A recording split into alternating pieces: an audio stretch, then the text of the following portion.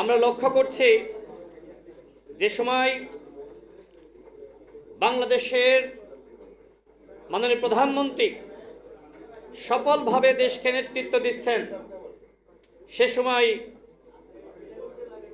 বিরোধী দল নানান ধরনের হুমকি দিচ্ছে। বিরোধী দলের যে বক্তব্য এবং হুমকি ধামকি, এগুলো শুনে কিন্তু মানুষ হাসতেছে। মানুষ তাদের এই হুমকি শুনে মুচকি হাসে। যারা বাংলাদেশের অস্তিত্বে বিশ্বাস করে না, যারা স্বাধীনতা চায়নি, যারা মানচিত্র চায়নি, তারা আজকে বাংলাদেশে বিরোধী দল হয়েছে, এটি জাতির জন্য অত্যন্ত লজ্জার। আপনারা কি বিশ্বাস করেন যারা বাংলাদেশে, ঠিক আছে তারা বাংলাদেশে রাজনীতি করছে, নানান কারণে তারা রাজনীতি করার সুযোগ পেয়েছে, কিন্তু যারা বাংলাদেশের জন্মে বিশ্বাস করে নাই, তাদের হাতে কি দেশের সার্বভৌমত্ব নিরাপদ? বন্ধুগণ, কোনোভাবেই তাদের হাতে দেশের সার্বভৌমত্ব নিরাপদ নয়।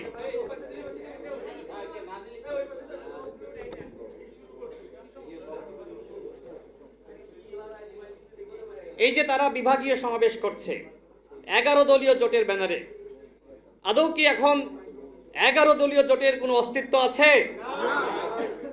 এখন 9 দলীয় জোট। নিজেদের ভাঙনই তো ঠেকাইতে পারতেছেন না। ইতিমধ্যে আপনাদের পতন হওয়া শুরু হয়ে গেছে, আর বিএনপির পতন ঘটাইতে চান। নিজেদের পতন আগে সামলান।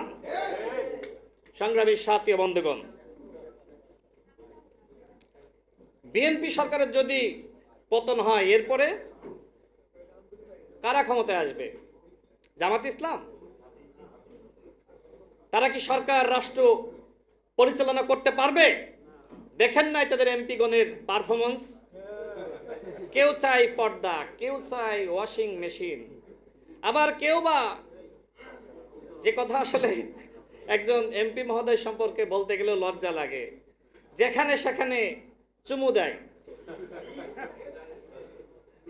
মানে এর থেকে লজ্জার কি হইতে পারে? বাংলাদেশের বিরোধী দলের এমপির এই অবস্থা। বেঞ্চে বসে, লিফটে বসে, লিফটে দাঁড়িয়ে যা ইচ্ছা তাই করতেছে, তাও অপ্রাপ্ত বয়স্ক একজন মেয়ে, 16 বছরের নাবালিকা। এই প্রতারক ভণ্ড, এদের কাছে কি বাংলাদেশ নিরাপদ? এরা নাকি বাংলাদেশে ক্ষমতায় যাবে, এরা নাকি রাষ্ট্র পরিচালনার স্বপ্ন দেখে।